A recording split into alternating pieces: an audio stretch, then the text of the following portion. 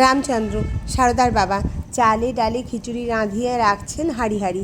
বলছেন বাড়ি আর বাড়ির বাইরের সবাই খাবে খিচুড়ি, যে আসবে সে শুধু আমার সারদার জন্য দুটি ভালো চালের ভাত করবে। তাকে তো শুধু খাওয়ানো নয়, তাকে একটু ভোগ দেওয়া।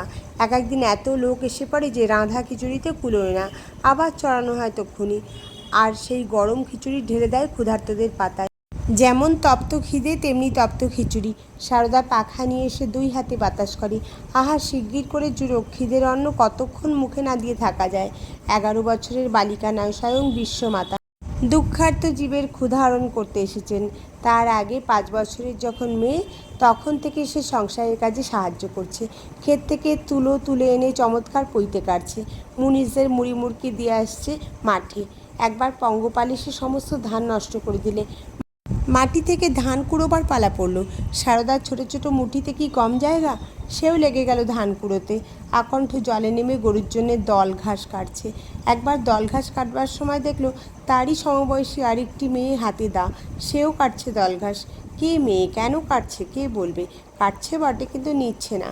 একটি দল কেটে উপরে রেখে এসে সারদা দেখছে আরেকটি দল কেটে রেখেছে মেয়েটি। সারদাকে আর কাটতে হচ্ছে না। এমনি আরও কত দেখেছে সারদা। 13 বছর বয়সে যখন সে আবার কামার পুকুরে যায়, তখন হালদার পুকুরে একা একা নাইতে যেতে তার ভয় হতো। নতুন বউ, একলা হাঁটে যাবে কি?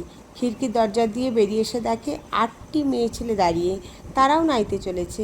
আর তবে ভয় কিসের? রাস্তায় নামলো সারদা। মেয়ে ছেলেদের 4 জন তার আগে, 4 জন তার পেছনে। তার সঙ্গে তারাও আগে পিছিয়ে হয়ে স্নান করলে। তেমনি করে পৌঁছে দিয়ে গেল বাড়ি। এমনি শুধু একদিন নয়, নিত্যি। কিন্তু কারা এরা? গ্রামের নতুন ছুটুলে বউ সারদা, তার সে কি জানে?